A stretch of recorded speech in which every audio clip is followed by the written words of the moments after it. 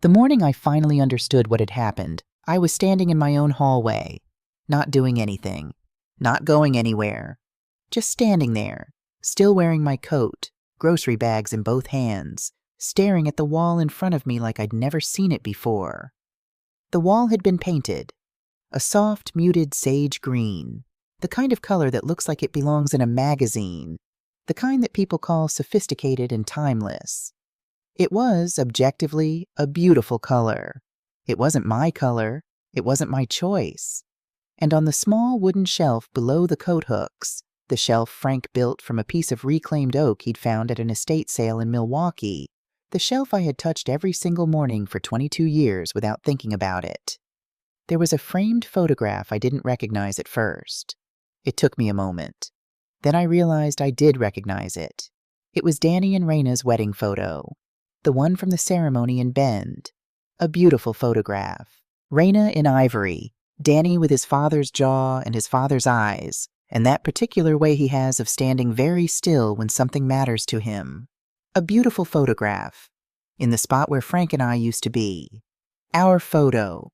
The one from Crater Lake in 1989. The one where Frank is laughing at something I'd said, and I'm half turned toward the camera, and the water behind us is so blue it almost looks painted. That photograph was gone from the hallway. I found out later it had been moved to my bedroom. For safekeeping, Raina said, so it wouldn't fade in the light. I stood in that hallway for a long time with my grocery bags and my coat, and the particular kind of stillness that comes over you when something finally becomes undeniable. Then I put the groceries away, made coffee, sat down at Frank's table, and I decided to tell you the whole story, not the version I'd been telling myself for months, the version where I was patient and reasonable and wronged, the real version, the one where I was also, at certain moments, afraid and confused and wrong about things in ways that mattered. My name is Margaret Calloway. Most people call me Marge. I'm 63 years old. I taught high school English literature for 28 years at a school in Portland, Oregon. I have been a widow for 15 years. I want to start there, with Frank, because this story is really about a house, and you can't understand a house without understanding the person who built it. Frank Calloway was a civil engineer who loved three things above all else: good coffee, difficult crossword puzzles, and growing things in difficult soil. He was not a sentimental man in the way people usually mean when they say sentimental. He didn't make speeches. He didn't cry at movies. He expressed love through action. Through the dovetail joints he hand-cut for the bookshelves in the living room, through the way he always made sure my car had gas in it before a long drive, through the dogwood tree he planted in the backyard the week our son Daniel was born. "A tree is a promise," Frank told me once, standing at the kitchen window looking out at that dogwood. "You plant one when you plan to stay." We stayed for 31 years on Birchwood Lane.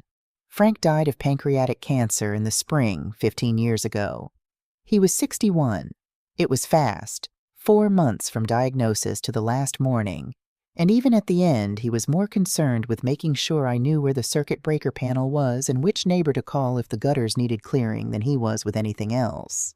That was Frank. The house on Birchwood Lane is a 1971 Craftsman with good bones and a wide porch and a kitchen with a 6-chair oak table that Frank bought at an estate sale because, as he said, you never know when the house will be full. In the 15 years since Frank died, I have rattled around in it more or less contentedly. My sister Carol lives in Bend, 2.5 hours south. My best friend June Whitfield, who I've known since we were student teachers together in 1981, lives 12 minutes away. I have a garden that gets out of control every August, and a reading chair by the west window that catches the afternoon light just right, and a sofa in the living room that belonged to Frank and me and has springs that have been mostly gone since 2014. I know every sound this house makes. I know which stair creaks, which window sticks, which corner of the back porch gets ice in February. I know where the light falls at 6 in the morning in January, and where it falls in June, and how different those two things are. This is the house I said yes in. When my son Danny asked if he and his wife could stay for a few months, I want you to understand what I said yes to. Danny is 34 years old. He has Frank's jaw and Frank's way of going very still when something matters to him. and he works as a project manager for a logistics company in Seattle. He is careful with money, thoughtful in most of the ways that count, and when he's nervous, he rubs the back of his neck with one hand.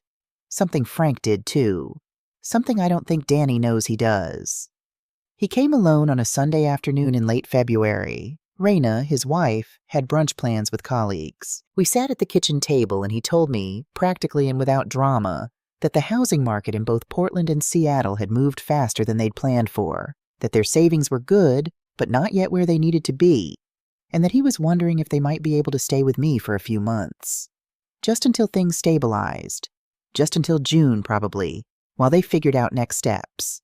He was 34 years old. He was my son.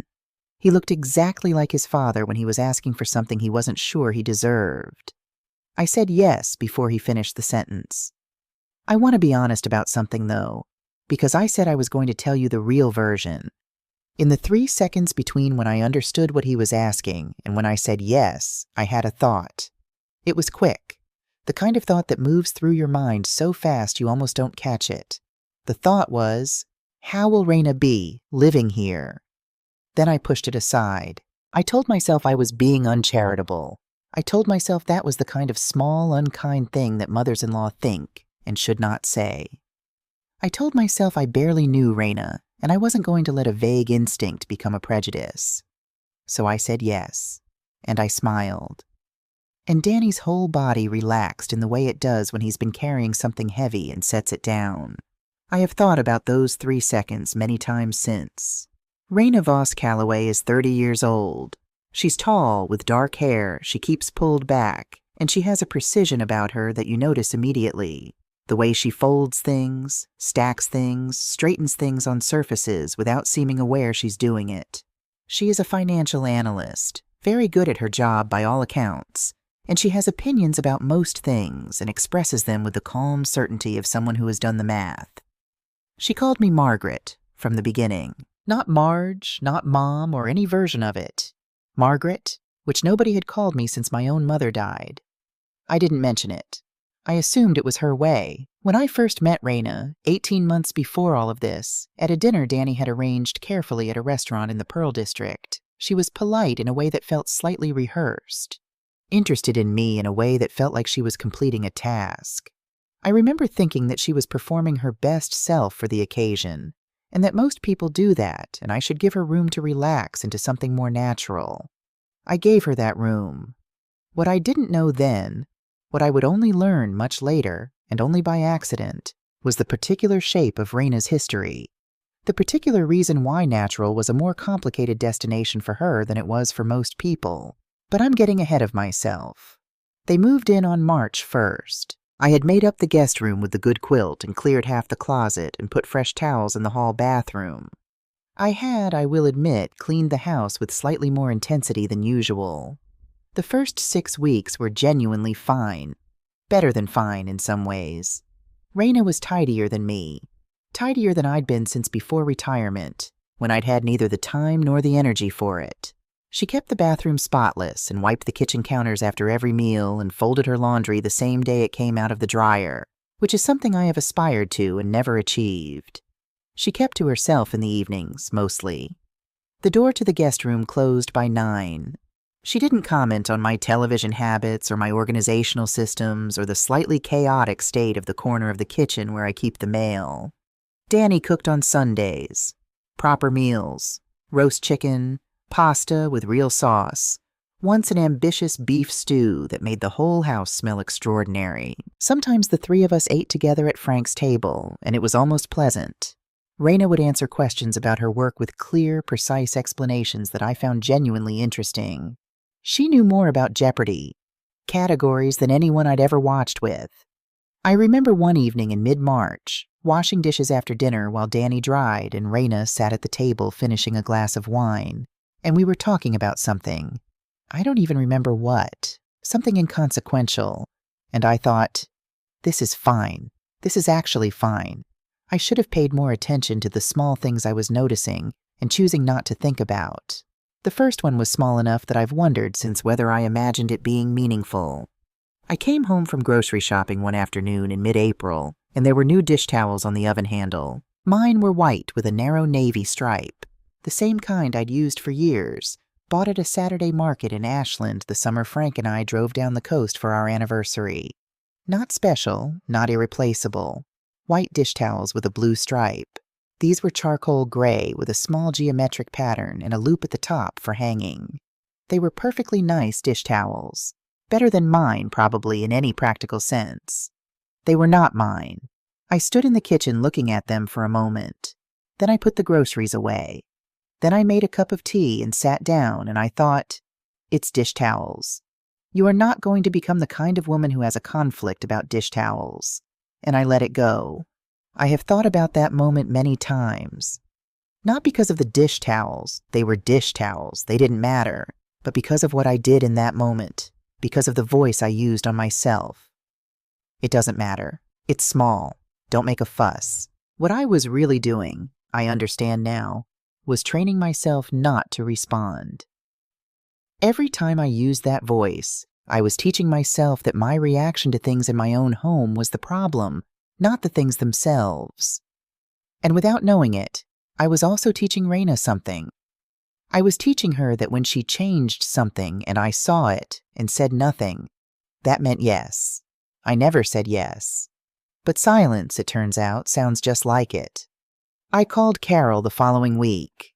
Carol is my older sister, 2 years older, lives in Bend, has the kind of directness that some people find alarming and I have always found mostly clarifying. Can I ask you something? I said. Obviously, said Carol. Am I being too sensitive? There was a pause. Carol doesn't pause for effect. She pauses when she's actually thinking. About what specifically? I told her about the dish towels, about the feeling I'd had since they moved in, a low, unnamed unease that I couldn't locate precisely. Carol was quiet for a moment longer. Marge, she said finally, I'll answer your question, but first I want to ask you one. Are you looking at Raina through the lens of what Frank would have wanted in a daughter-in-law? I didn't answer right away. Because if you are, Carol continued, that's not fair to her. Frank had a particular idea of how a home should feel. Not everyone who walks into your house is going to match that idea. That doesn't mean they're wrong. I sat with that. I sat with it for several days, actually. Carol wasn't dismissing what I'd said, but she was asking me to look at myself first. And she wasn't wrong that I had, somewhere in the back of my mind, an image of what it would look like to have someone in my home who fit. And that image had Frank's fingerprints all over it. I tried to hold both things at once, the unease, and the question of whether the unease was entirely justified. I wasn't sure. I was still not sure in April when the dish towels appeared. I was still not sure in May when the linen closet was reorganized. I told myself it didn't matter. There was one thing I noticed in those early weeks that I didn't know what to do with. Raina never talked about her family. I don't mean she avoided the subject dramatically. No visible tension, no changed expression, no quick subject changes. She simply never mentioned them. Not her parents, not siblings, not childhood, not where she grew up. Danny had told me early on, gently with a slight shake of his head that meant don't push, that Raina's background was complicated and that she preferred not to discuss it. I respected that. I had students for 28 years who preferred not to discuss things, and I learned a long time ago that the privacy someone keeps around their own pain is usually the shape of the pain itself. So I didn't ask. But I noticed. It was a Tuesday afternoon in late April. I had been to the library, then the pharmacy, then the small Korean grocery on Hawthorne that carries the particular brand of sesame oil I like. I came home and set my bags on the kitchen counter, and there it was. An envelope on the table. Opened. Face up. I wasn't trying to read it. I want to be clear about that. I set my bag down next to it and I saw in the upper left corner the return address before I understood what I was seeing. Oregon Department of Human Services Foster Care and Adoption Records Unit. I stopped. I looked at the envelope for a long moment. I did not pick it up. I did not read what was inside. But I understood. Raina had grown up in the Oregon foster care system. I stood at that kitchen table and I felt something shift. Not dramatically, not like a door slamming, but like a slow adjustment of light, the way the quality of an afternoon changes when a cloud moves. I was looking at the same kitchen I'd been looking at all morning. It felt different. Not because I felt sorry for Raina. I want to be careful about that. Pity is a condescending emotion, and Raina Voss Calloway has never struck me as someone who would want it or tolerate it. But I felt something else. A recalibration. A quiet, uncomfortable sense that the story I had been telling myself about what was happening in my house, the story where Raina was unsentimental and slightly careless and indifferent to what things meant to other people, might be missing something essential. A person who grew up in the foster care system had grown up, by definition, in other people's homes, in spaces that were never fully theirs, that could be taken away, that changed without warning, in spaces where the objects around you were chosen by someone else, arranged by someone else, meaningful to someone else. I stood at the table and I thought about the dish towels, and I thought, what if this isn't carelessness at all? I did not have an answer. I still wasn't sure I was asking the right question, but I looked at that envelope and I felt the solid, certain shape of my own narrative start to soften at the edges. That evening at dinner, Raina was exactly as she always was. Precise, composed.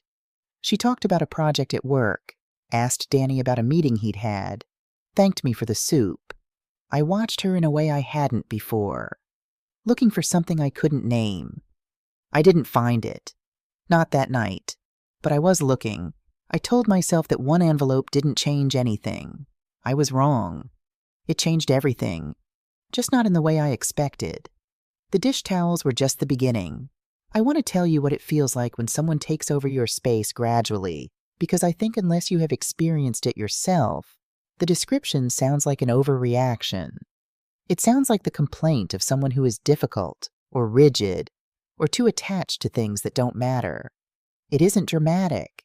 There is no single morning where you wake up and everything is different. There is instead a slow accumulation, small changes, each one individually explainable, each one individually deniable, until one day you look around the place you have lived for 3 decades and the ratio has shifted. Your things are still physically present, but the house has acquired a different atmosphere. It breathes differently. The defaults have changed. And you, who built this place, who planted your life inside these walls one ordinary day at a time, find yourself moving through it carefully. The way a guest might. That is what happened to me between May and August of that year. And what I didn't understand until much later was that I was not the only one in that house who was trying to survive inside it.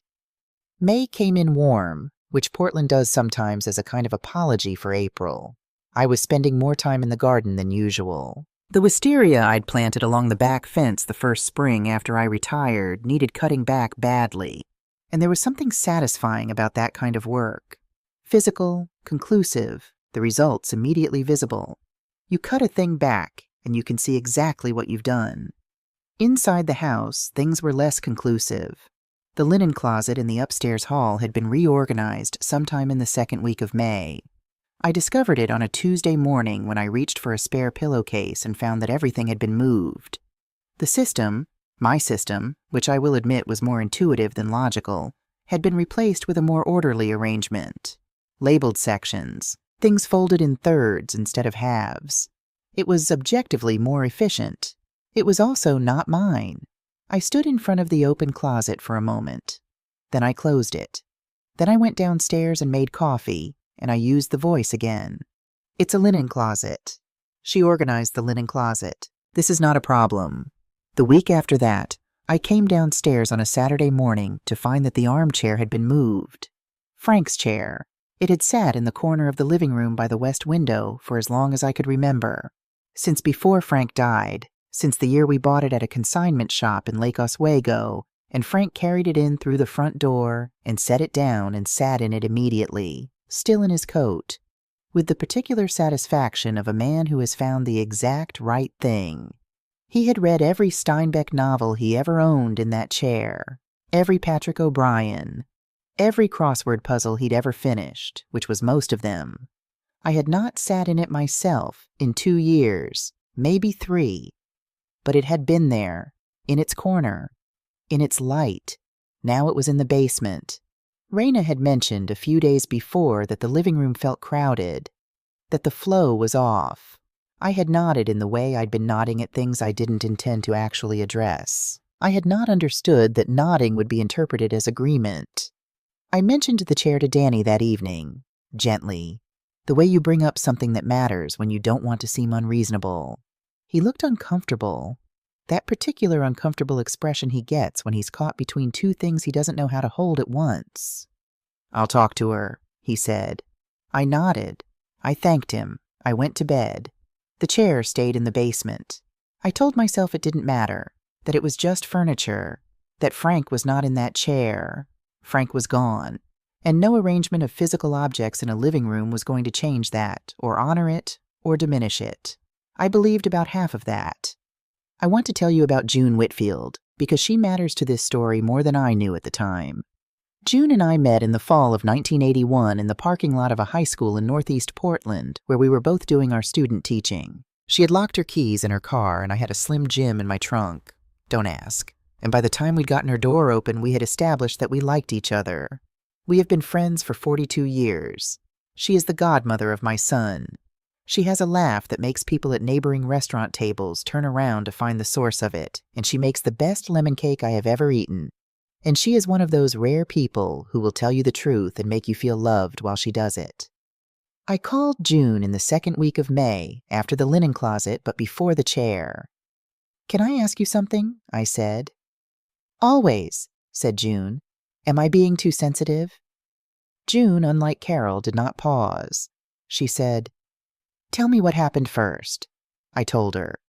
The towels, the closet, the general feeling of things shifting around me without my participation.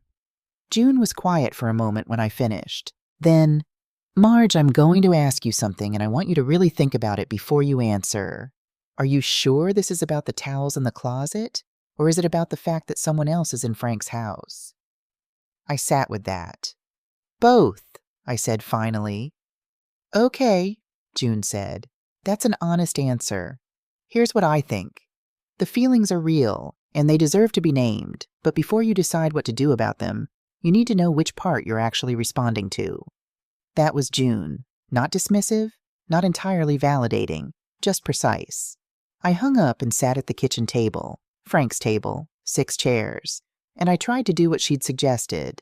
I tried to separate the two threads, the grief thread and the boundary thread. The Frank is gone, and someone else is living in his house thread, which was mine to carry and couldn't be fixed by anything Raina did or didn't do. And the someone is changing my home without asking me thread, which was a different thing entirely. They were tangled. I could feel how tangled they were. And I understood, somewhere in that conversation, that I needed to be careful not to aim the grief thread at Raina and call it a boundary. I tried to be careful. I am not sure I always succeeded. June came to visit in late May, on a Saturday when Danny and Raina were both out.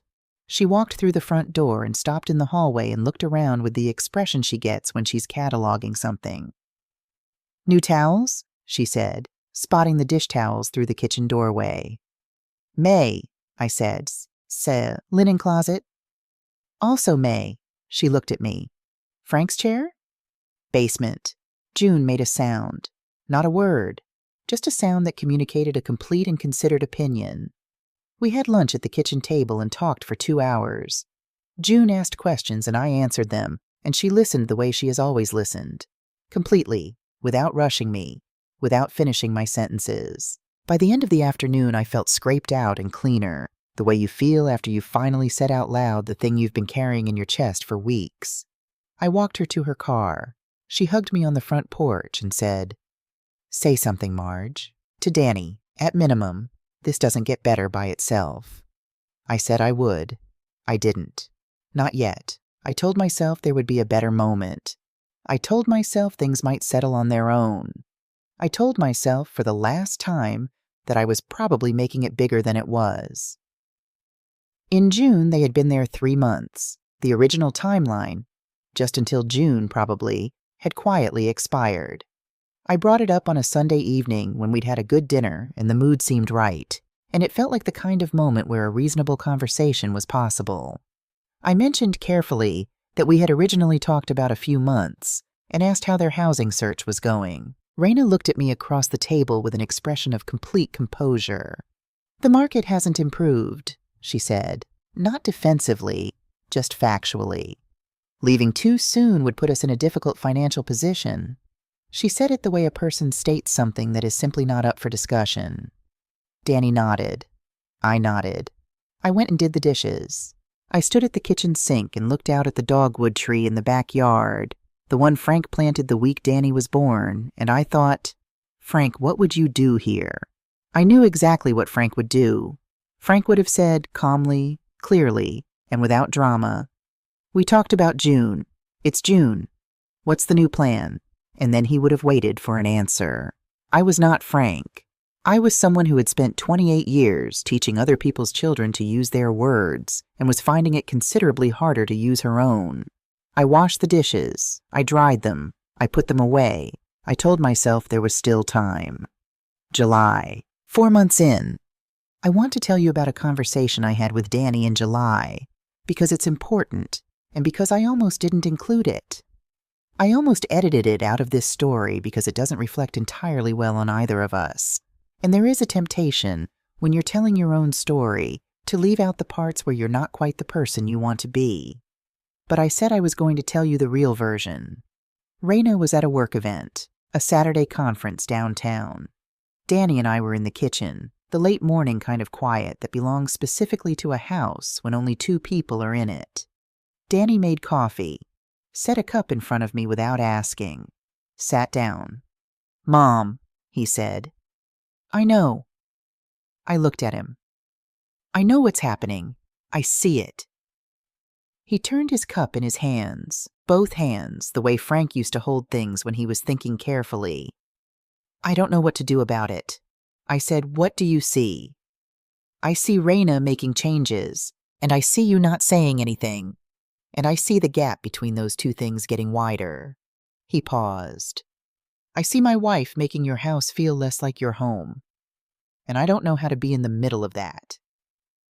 This was the most Danny had said about any of it in 4 months. I felt something release in my chest, the particular relief of being seen by someone who matters. "You're not in the middle, Danny," I said. "You're the person who brought her here. That's different from being in the middle." He looked at me. Something moved across his face. "I know," he said, quietly. "I know that." What he didn't tell me then, what I wouldn't find out until much later, after the birthday, after everything, was the full shape of what he knew. But I felt, sitting at the table that morning with the sun coming through the kitchen window and the dogwood visible in the backyard and the coffee getting cold, that something between Danny and me was being repaired. Slowly, one honest sentence at a time. He asked me to give him more time. I said I would. But I set a deadline. Not aloud, not to anyone. Just in my own chest. In the quiet. The way you do when you finally decide that patience has an edge. September, I thought. If nothing changes by September, I will say something that cannot be knotted away. August arrived, and with it, a long weekend in Bend. Carol had been asking me to visit since May, and I finally went. 4 days, her spare room, long dinners and longer walks, and the particular comfort of being somewhere that was completely mine to be a guest in, where no one would mistake me for anything else. I came home on a Monday. I knew something was different before I opened the door. There was a smell. Specific. Unmistakable. The chemical sweet smell of fresh paint. I stood in the front doorway. The hallway walls were sage green. A soft, muted, objectively lovely sage green. The woodwork was crisp and white. The whole thing looked magazine-ready. The kind of careful work that costs money and time and someone else's decision. I set my bag down on the floor. I did not move. Raina was at the kitchen table with her laptop. She looked up. "What do you think?" she said, and her voice had something in it that sounded genuinely like anticipation, like she was waiting for something good. "I thought the old color was looking tired," she added. I looked at her for a long moment. I thought about the many things I could say. Then I said, It's a nice color. And I turned and put the kettle on. That night I lay awake for a long time, not in anger, or not only in anger, in something harder to name. Part of it was grief. Grief for the walls that had been my walls for 27 years. The particular warm ivory I'd chosen with Frank in 1997, standing in the paint aisle at the hardware store, Frank holding up sample cards and squinting at them, and finally pointing to one and saying, that one looks like home." It had looked like home for 26 years. Now it looked like a magazine. But underneath the grief, there was something else. Something I didn't want to look at directly but couldn't quite look away from. The thought came to me slowly, the way uncomfortable thoughts do, edging in from the side. When did you give her permission to do this? And the answer I didn't want to say out loud even to myself, was... Every time I said nothing. I had been so careful for 5 months to be reasonable, to not be difficult, to not be the demanding mother-in-law who counted every small thing and kept a running tally. I had given every benefit of the doubt I had. I had talked myself out of reacting to things that deserved a reaction. And in doing all of that, I had done something I hadn't intended to do. I had made myself invisible. And if you make yourself invisible in your own home, you cannot be entirely surprised when someone else fills the space. I lay there in the dark, and I felt the strange, uncomfortable equality of that recognition. I had not caused what Raina was doing. I was not responsible for her choices, but I had not helped matters. My silence had been read as consent, and I had let that go on for 5 months because I was afraid. Afraid of conflict, afraid of damaging Danny's marriage, afraid of being labeled the difficult one. Fear dressed up as patience is still fear. I fell asleep just before 3. I did not feel better, but I felt, for the first time, clear. I called June 3 days after I got home from Bend. I told her about the hallway. June came over that Friday afternoon. She stood in the hallway and looked at the sage green walls for a long moment, and I watched her, making the same calculation I'd been making all week. The walls were genuinely beautiful, and that somehow made the whole thing worse. "She didn't ask you," June said. Not a question. She didn't ask me. We sat at the kitchen table. I made tea. The afternoon light came through the window the way it does in August in Oregon, warm and slightly golden, the kind of light that makes everything look better than it is. June wrapped both hands around her mug. She had an expression I recognized. The expression that means she has something to tell me, and she's deciding how. "Marge," she said, "I need to tell you something, and I need you to let me finish before you respond." I nodded. "About 3 months ago," June said, "Raina called me." I set my cup down.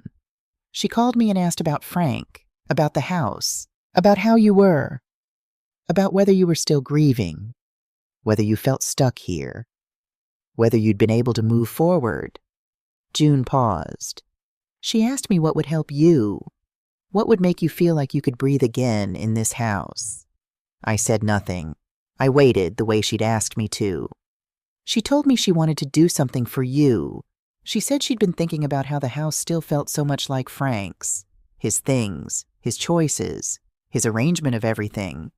And she thought that if she could refresh it, update it, make it feel a little more like now instead of 15 years ago, that it might help you. She framed it as a gift, Marge. She genuinely framed it as a gift." The kitchen was very quiet. "I didn't tell you," June continued, "because I thought she meant well, and I didn't want to spoil it. I thought maybe she was right. Maybe a fresh coat of paint in the hallway would actually feel good. I thought I was staying out of it." She looked at me directly. "I was wrong. I should have told you, and I'm sorry." I sat with everything she'd said. Raina had called June 3 months ago, before the hallway, before the chair, before most of it. She had asked about me. She had asked what would help me. She had, in her own way, tried to understand me. And she had arrived at completely the wrong answer, and acted on it without asking me, and caused real harm. But the intention was not what I had thought it was. I had been so certain, for months, about what I was dealing with. A woman who needed to control spaces. A woman who was indifferent to what things meant to other people. A woman who was, at some level, simply taking over.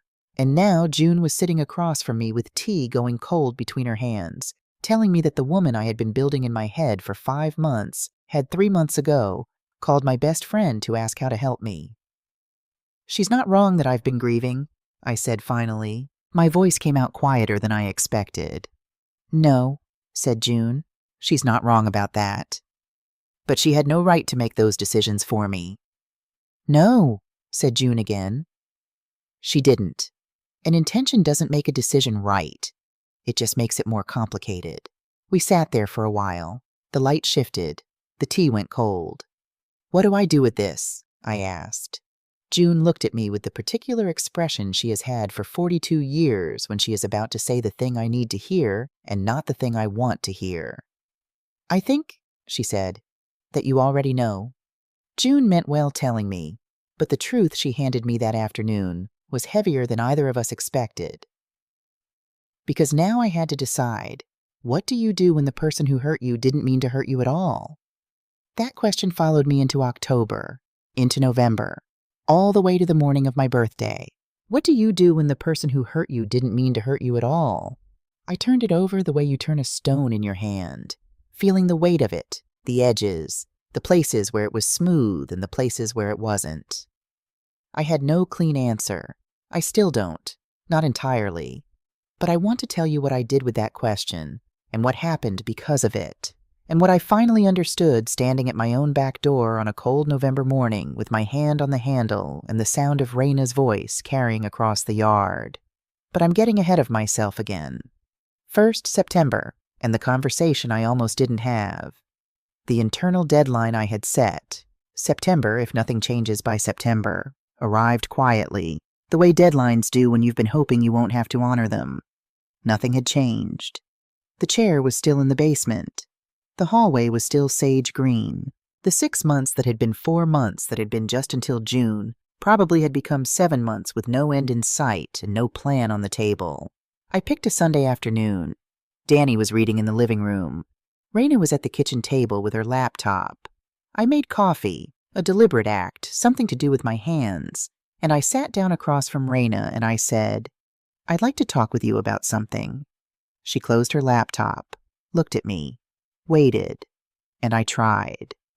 I told her carefully about the chair, about the hallway, about the feeling that had been building since May of being a guest in my own home. I kept my voice even. I had rehearsed the broad strokes of it, the way I used to rehearse difficult conversations with students' parents, not scripting it, just knowing the shape of what I needed to say before I said it. Raina listened. She did not interrupt. When I finished, she was quiet for a moment. Then she said, "Margaret, I'm sorry if I made you feel that way.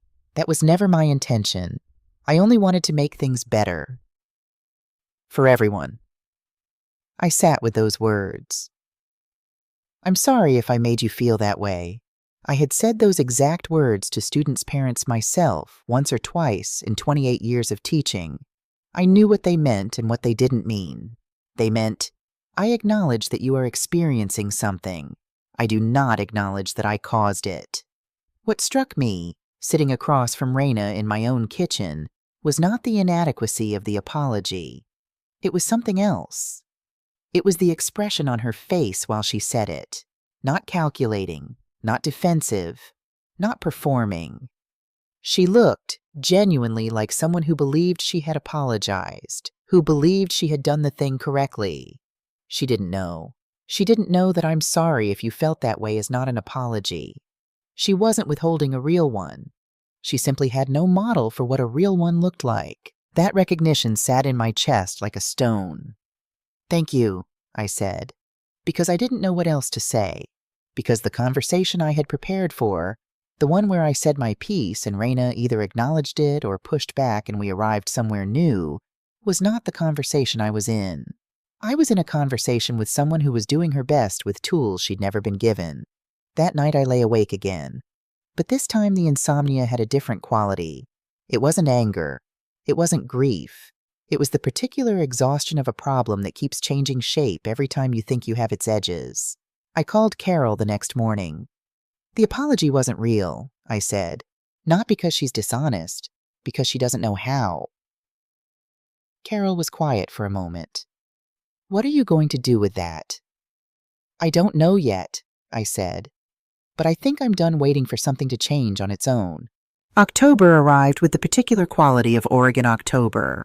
Rain that feels like it has opinions. Light that turns the maples on Birchwood Lane, colors you forget are possible until they appear again. 3 things happened in October that I need to tell you about. The first was the sofa conversation. Raina brought it up at Sunday dinner, casually, looking at Danny rather than at me, which told me everything I needed to know about who she considered the relevant authority in that room. The sofa in the living room is really at the end of its life, she said. The springs are completely gone. I've been looking at some options. There's a sectional at the furniture store on Burnside that would actually work really well in that space. I set my fork down. I did it quietly, without drama, but I set it down. That sofa belonged to Frank and me, I said. I'm not interested in replacing it. Raina looked at me with that expression, patient, faintly still, as though she were waiting for the emotional portion to conclude so the practical conversation could resume. I understand it has memories, she said. But Margaret, the springs are gone. It's not really functional anymore. It's functional enough for me, I said. Danny was looking at his plate. The sofa stayed. But the conversation left a mark. Not because of what was said, but because of what I noticed saying it. I had not apologized. I had not softened it. I had not followed my own statement with, but of course that's just my feeling. Or, I know it's not very practical. I had simply said what was true, and then I had held it. It was a small thing, but it was the first time in 7 months that I had held something. The second thing that happened in October was that Danny came to find me. Raina was at a work dinner on a Wednesday evening. Danny knocked on the door of my study. I was reading, half asleep in Frank's chair, which I had moved back upstairs myself one Saturday morning without asking anyone's permission. And he came in and sat on the edge of the bed and said, "Mom, can we talk?" We talked for 2 hours. Danny told me things he hadn't told me before. He told me that he had known, since June, that things had gone past what was comfortable. He had watched it happen and told himself it would resolve on its own, and then told himself that getting involved would only make things worse, and then told himself that I was handling it, and then had the conversation with me in July, and told himself that conversation was enough. I kept finding reasons not to do the next thing, he said. I'm good at that. I've always been good at that. He rubbed the back of his neck. Frank's gesture, on Frank's son, in Frank's house. It was almost too much. The part I haven't told you, he said, is that in the spring, before we moved in, Raina found an apartment on Division Street. Decent size, good location. The price was manageable if we were careful. I looked at him. She wanted to take it, he said. She was ready to take it, and I talked her out of it. The room was very quiet. I told her we'd save faster if we stayed with you. I told her it would only be a few months. I told her you wouldn't mind. He paused. I made that decision for both of you. I didn't ask you. I didn't really ask her. I just decided. I sat with that for a long moment. Why are you telling me this now? I asked. Because I've been telling myself it wasn't my fault, that I was caught in the middle, that I was managing a difficult situation. He looked at me directly. And I wasn't. I created it. I put 2 people I love in an impossible position because it was convenient for me, and I've been hiding behind the word middle ever since. I reached across and put my hand on his, left it there. Frank would be proud of you for saying that, I said. Even now, especially now. Danny made a sound that was not quite a laugh. Took me long enough. Most important things do, I said, he said. We sat there for a while in the quiet of the study, in the light of the reading lamp, with the rain coming down outside the way it does in Oregon October. I felt something settle between us. Not everything fixed, not the situation resolved, but the 2 of us on the same side of it for the first time. What are we going to do? He asked. I'm going to say something, I said. Clearly, To both of you. Soon. He nodded. I'll back you up. I know you will, I said. But Danny, you're not backing me up. You're doing your own part. There's a difference. He thought about that. Then he nodded again, differently. The second nod, the one that meant he understood. The third thing that happened in October was that Raina told us about the birthday party. She mentioned it at breakfast on a Tuesday, the way she mentioned things she had already decided, in the tone of someone sharing a plan rather than proposing one. My birthday falls on November 14th. I have never been someone who makes a production of it. I observe it. I have people I love around a table. I eat well, and I laugh, and I go to bed grateful. That has always been enough.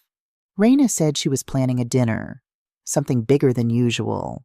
She had some colleagues in town that week, and there were a few couples she and Danny wanted us to meet, and she thought it would be a wonderful opportunity to do something really celebratory. A real birthday, she said, not just the usual small group. I looked at her across the breakfast table.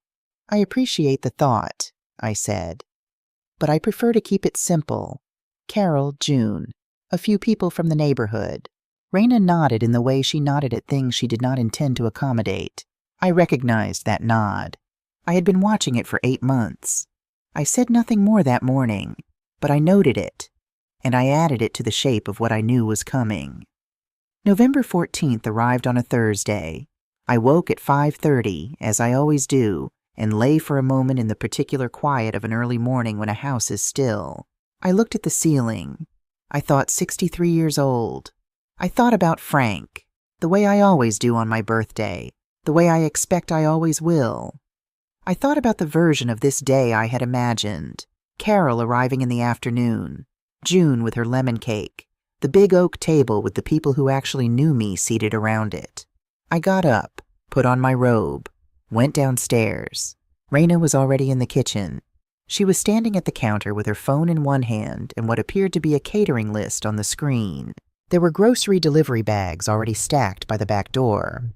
There was a notepad with columns of names and a timeline broken into 30-minute increments. I stood in the kitchen doorway, and I looked at all of it. How many people? I said. Raina looked up. She seemed for a moment genuinely pleased that I was awake, genuinely ready to share the plan. 30, she said. I've kept it manageable. Danny's supervisor and his wife, 4 colleagues from my team, 3 couples we've been meaning to have over, and a few others. It's going to be wonderful, Margaret. Everyone is so excited to celebrate you. 30 people in my home on my birthday. 30 people I had not invited, had not agreed to, had not been consulted about. I heard my mother's voice then. She died 20 years ago, but I hear her sometimes, the way you hear the people who shaped you. Not as memory exactly, more as a quality of knowing. She had a saying she used on me when I was young and conflict-averse in ways that cost me. She would say, "Margaret, a person can only walk on you if you lie down first." I had been lying down for 8 months. I looked at Raina and I said evenly, "I told you I wanted something small." She did not look up from her list. "You'll enjoy it. It's going to be lovely." "Raina," she looked up then, "I'm going to need you to cancel it." Something moved across her face, quick, private, the expression of someone recalculating. Then it was gone. "The food is already ordered," she said. "Then we'll have a lot of leftovers," I said, and I turned and went back upstairs. I sat on the edge of my bed and breathed for a while. I did not feel triumphant. I want to be honest about that. I felt shaky, the way you feel after you've done something that matters, but that you have been afraid to do for a long time. My hands were not entirely steady. My heart was going faster than it should. I called Carol. "It happened," I said. "Tell me," Carol said. I told her. When I finished, Carol said, "Good. Now tell Danny." I called June. "Bring the lemon cake," I said. "Just us, tonight." "I'll be there at 6, June said. "What time do you want me to actually be there?" 5:30, I said. June laughed. That laugh that turns heads in restaurants. Then I went downstairs to find my son. Danny was in the kitchen, pouring coffee. Raina was not in the room. He looked at me, and he already knew, the way children of attentive mothers always know when something has shifted. "Sit down," I said. "I need to talk to you." I told him everything, not just the birthday, all of it in order, from the dish towels in April to the chair in May, to the hallway in August, to the sofa conversation to this morning. 30 guests on my birthday in my home without my consent. I told him clearly. I told him without accusation and without performance. And then I told him what I had not yet said out loud to anyone. "I love you. And I'm not angry at Raina, not really. I think she is doing her best with what she has. But Danny, I have been disappearing in my own home for 8 months, and it needs to stop." Danny was quiet for a long time. Then he said, "I'll take care of the party." "I know you will," I said. "But Danny, what I need is not just for you to fix today. I need us to talk, all 3 of us, about what happens next, and soon." He nodded, the second nod, the one that meant he understood. That evening, November 14th, my 63rd birthday, Carol. June with her lemon cake and a bottle of wine she'd been saving for a good occasion. 2 neighbors, Margaret Walsh from 3 doors down, who has known me since Danny was in middle school, and Paul Okafor from across the street, who once helped me get a raccoon out of my garage at 11 o'clock at night and has been a friend ever since. 5 people. Frank's table with 5 chairs occupied and 1 empty, the one that has been empty for 15 years and that I have never been able to bring myself to remove. Raina sat at the far end of the table and was very quiet, polite when spoken to. She ate neatly, responded correctly, did not look at me directly for most of the evening. I had expected to feel guilty about that. I found when I checked that I did not. Not because I didn't care, I did care, but because guilt requires that you have done something wrong, and I had not done anything wrong. I had asked for what was mine to ask for in a place that was mine to ask for it. That is not a thing that deserves guilt. June knocked over her wine glass somewhere around 9 o'clock, right in the middle of a story that had the whole table leaning forward, and the wine spread across Frank's tablecloth in a slow red bloom, and Carol laughed so hard she had to put her fork down. And it was, genuinely, entirely a lovely evening. 2 days later, on a Saturday morning, I went out to the garden. The November garden is not a beautiful thing. It is a stripped-down, honest thing, the bones of it, without the softness. I find I prefer it in some ways. You can see what you're actually working with. I was deadheading the last of the black-eyed Susans along the back fence when I heard Raina's voice. She was on the porch, just inside the back door, on the phone. Her voice was low, the kind of low that isn't quite a whisper, the kind that means the conversation is private, but she hadn't thought to check whether anyone was in the garden. I wasn't eavesdropping. I want to be clear about that. I was 12 feet away with a pair of garden shears and a bucket, doing what I always do in the garden in November. I heard her voice and I stilled, not wanting to interrupt, not wanting to make her feel watched. I should have made a noise, rattled the shears, cleared my throat, given her a way to know I was there. I didn't. Because the first words I caught stopped me. "I don't know what I did wrong. I thought I was helping. I thought if the house looked better, if it felt more like now and less like, I don't know, less like a museum, I thought she'd be glad." A pause. Whoever was on the other end was speaking. I could not hear that side. "I know," Raina said. Her voice had changed. Stripped of the composure, the precision, it sounded younger somehow, uncertain in a way I had never heard it. "I know she wants us to leave. I know that's what's coming. I thought we'd found something, you know? I thought she might ask us to stay." Another pause. "I just wanted somewhere that felt like mine," Raina said. "I thought if I could make it beautiful enough, maybe, I don't know, maybe that's crazy." Her voice broke slightly on that last word, just slightly, then she steadied. I stood in the garden with my garden shears, and I did not move. The back door clicked shut. She had gone inside. I stood there for a long time after. The November garden around me, stripped and honest. The dogwood Frank planted the week Danny was born, bare now, its branches against the gray sky. The wisteria cut back along the fence, waiting for spring. I just wanted somewhere that felt like mine. This is the thing about the truth when it arrives unexpectedly. It doesn't care about your timing. It doesn't care that you had a plan, a script, a careful architecture of understanding that you'd built over 8 months.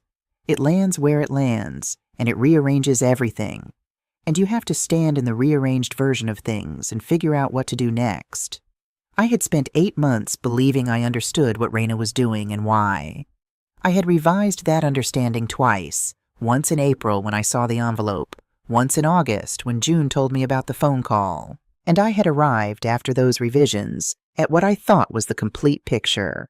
A woman with a difficult history, acting from good intentions, who had nonetheless caused real harm and needed to be met with a clear, firm limit. That picture was not wrong, but it was not complete.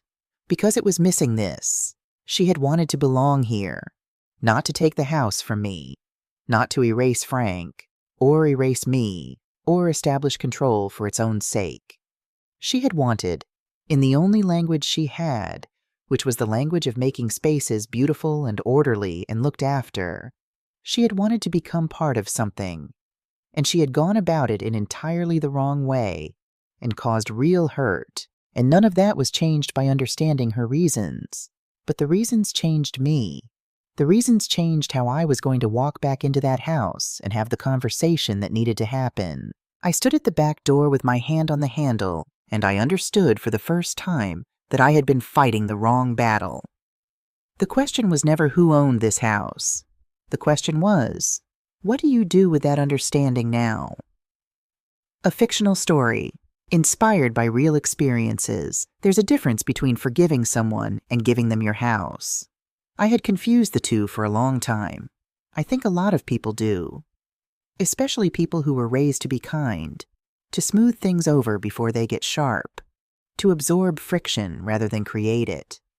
Especially people who have spent their lives showing up for others and have come to believe, quietly and without examining it, that showing up means never saying no. But here is what I have learned at 63 in the hard way that most important things are learned. Giving without limits is not generosity. It is the slow erasure of yourself, and you cannot give from an empty house. I knew that, standing at the back door with my hand on the handle and my daughter-in-law's voice still in my ears. I knew it in my body the way you know things when they finally stop being ideas and become facts.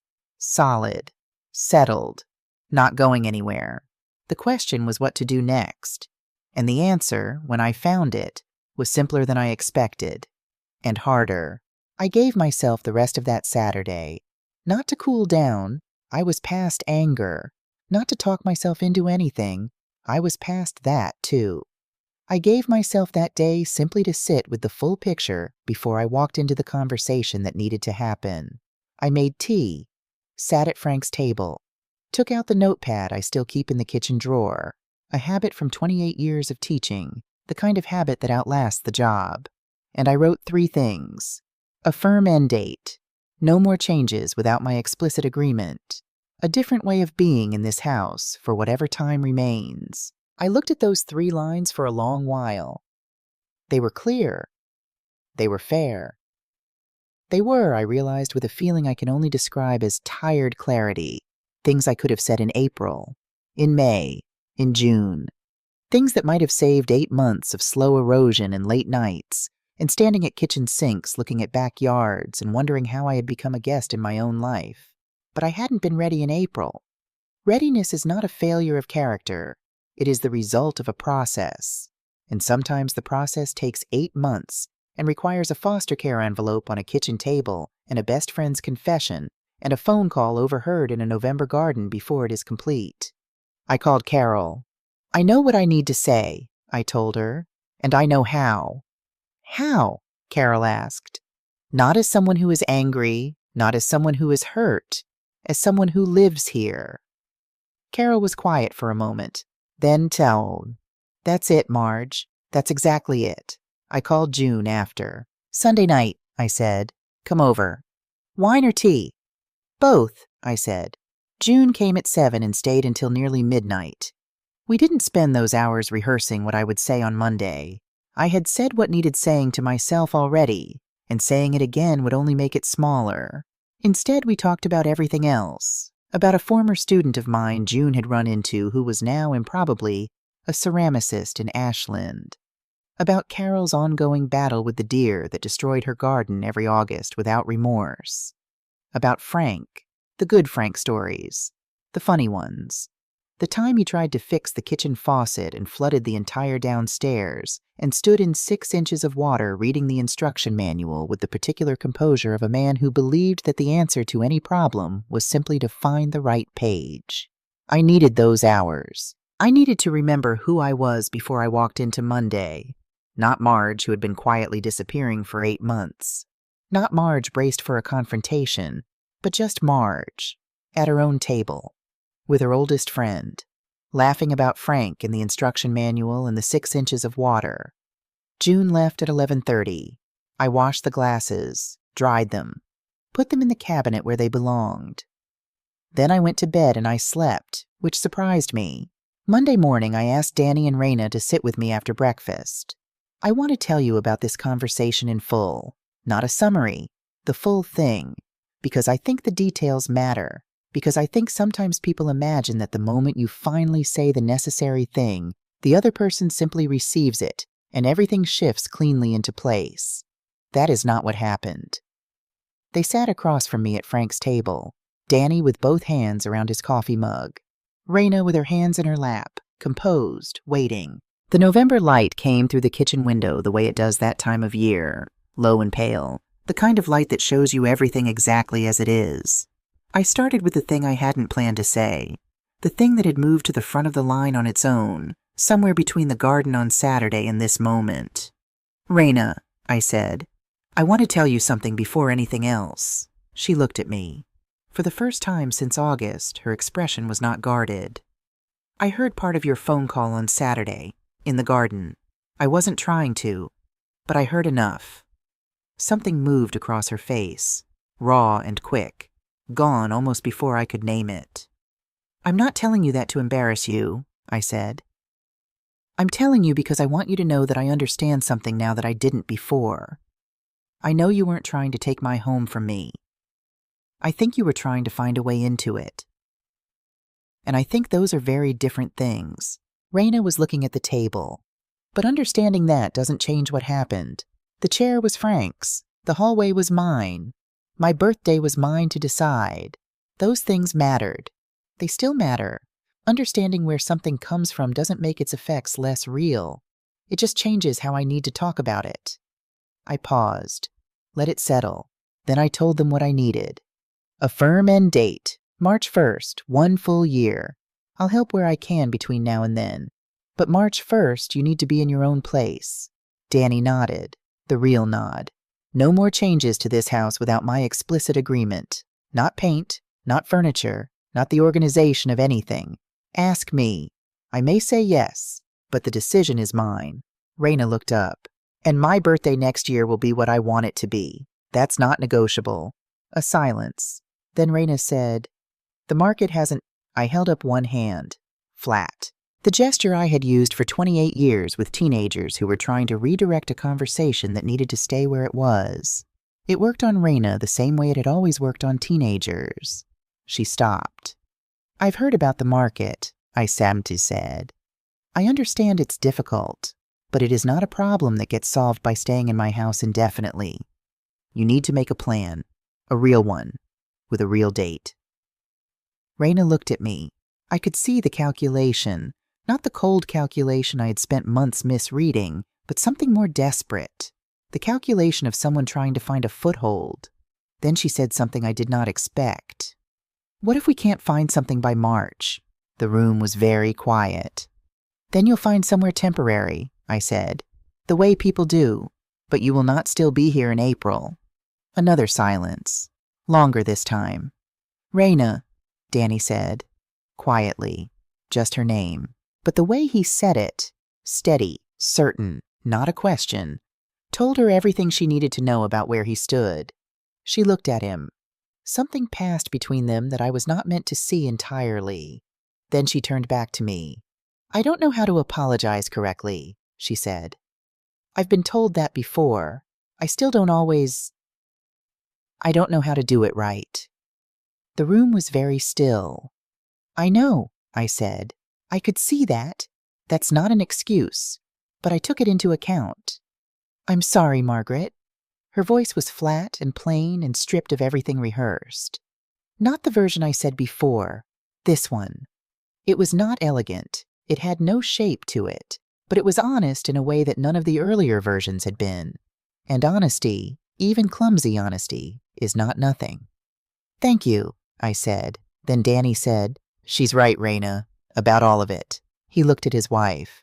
I talked you out of that Division Street apartment because it was easier for me. I made that decision for both of you without asking either of you. That wasn't fair. He looked at me. And I watched what was happening here for months and chose not to get involved because staying out felt safer than being in. That wasn't fair either. He paused. I'm sorry, Mom. 3 words. Quiet. But they landed the way things land when they've been true for a long time and are finally being said out loud, with a kind of weight that doesn't dissipate, that stays in the room. Toward the end of it, after the silences had done their work and the air had changed to something easier to breathe, Raina asked one more question. Can the walls stay? The hallway? I looked at her for a moment. The hallway I had come home to in August with my bag still on my shoulder and stood in the smell of fresh paint, and felt something in me go hard and cold. The color I had not chosen. The decision that had not been mine. The color I had, quietly and without ceremony, gotten used to. Yes, I said. I've gotten used to it. The corner of Raina's mouth moved. Not quite a smile. Something smaller and more honest than that. The 3 weeks between that conversation and the end of November were not easy ones. I want to tell you that because the version of this story where one honest conversation fixes everything is a lie, and I promised you the real version. Raina was not cold exactly, but she was careful in a way that made the house feel careful. Measured words, careful distances, a politeness so precise it had edges. There were evenings when the silence at dinner had a texture to it, and I sat with my soup and my bread, and I thought, have I broken something that cannot be repaired? Those evenings were hard. On one of them, late in November, I called Carol after dinner and I said, I think she hates me. Carol said, She doesn't hate you. She's grieving. Grieving what? The version of things she thought she was building, Carol said. Give her time. You've had 8 months to arrive at the truth. She's had 3 weeks. I sat with that. You're right, I said. I usually am, Carol said. You should call me sooner next time. They found a rental unit on Division Street, not the same building Raina had found in the spring, but the same neighborhood. 3rd floor, a small balcony that caught the afternoon sun. Enough room. They moved out February 15th, 2 weeks before my deadline. The morning of the move, I came downstairs early and made a large pot of coffee and set it on the counter with cups and told them to take what they needed. It was a small thing. But small things, I have learned, are often the ones that mean the most when language isn't quite enough. I helped pack. This was, I will admit, a decision I second-guessed. Part of me thought, give them space. Let them do it themselves. Don't hover over a leaving you initiated. But another part, the part that had been a teacher for 28 years, the part that knew that showing up matters, said be here, be present.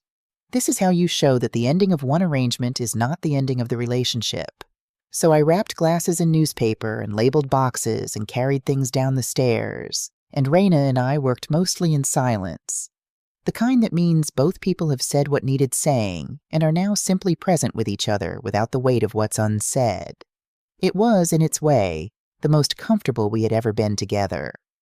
Late in the afternoon, the guest room was almost empty. Danny was downstairs coordinating with the truck.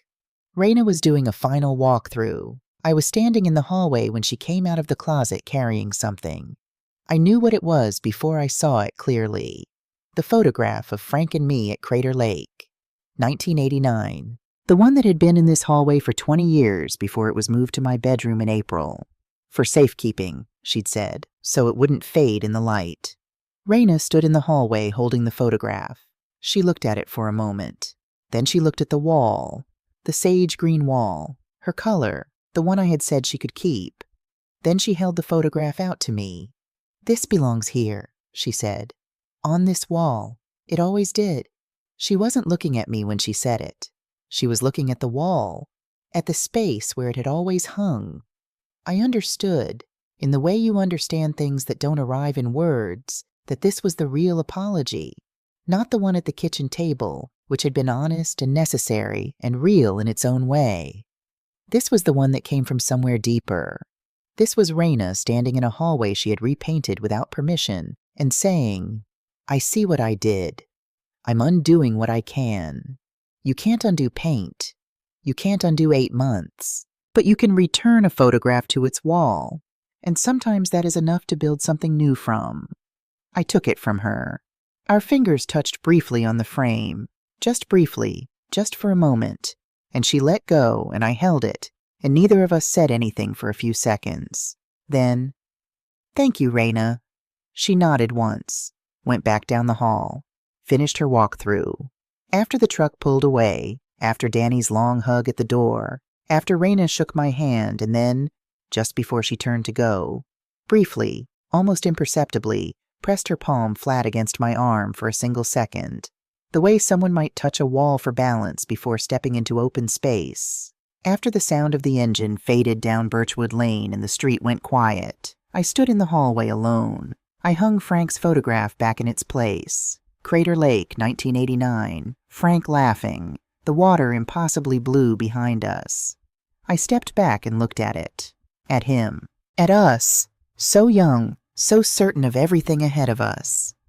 "There you are," I said. And I meant Frank. And I meant us. And I think in some way I'm still working out. I meant myself. May. The dogwood bloomed. It blooms every year. Small white flowers that seem improbable until they appear and then seem inevitable. Frank planted it 34 years ago, the week Danny was born. He said he was planting it for the yard. I think he was planting it for this. For a morning in May, when his wife would be sitting in his chair by the west window with her coffee, watching those flowers open, and would feel, for the first time in a long time, nothing more complicated than grateful. My phone buzzed on the side table. A text from an unsaved number that turned out to be Raina. New phone, hadn't transferred contacts, which was exactly like her, efficient in every department except the ones that require a certain emotional patience. "Danny told me about your apple crisp. We're having people over Saturday for a housewarming. Could I have the recipe?" I read it twice. Then I set the phone down and looked at the dogwood for a moment. Then I picked the phone back up and typed the full recipe. The apples, the brown sugar, the oat topping, all of it. And at the bottom I wrote, "One thing Frank always insisted on, a pinch of good sea salt in the topping. He said it was the difference between a dessert and a memory. He was right about most things." I sent it.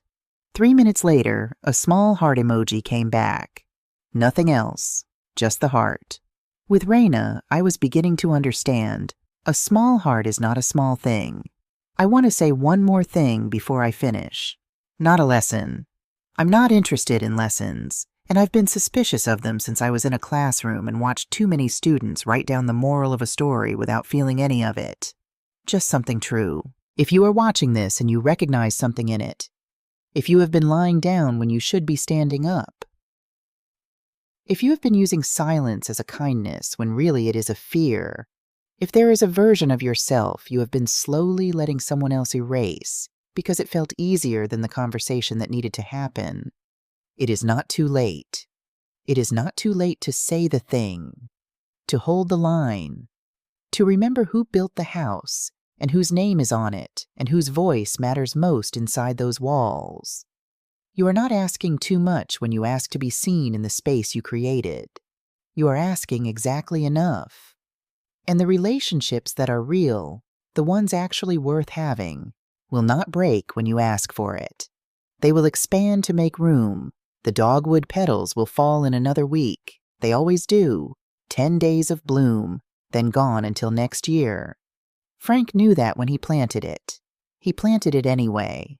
That is the thing about promises. You make them knowing they'll be tested, knowing winter will come, knowing there will be years that are harder than others, years when the branches are bare and the ground is frozen and it is genuinely difficult to believe in spring. You plant the tree anyway. You stay. I pick up my coffee. I look at Frank's photograph in the hallway. I look at the dogwood in the yard, bright and brief and absolutely certain of itself. And I say what I say every morning now, to the house and the yard and the man who built both, the man who planted a tree and called it a promise. Good morning, Frank.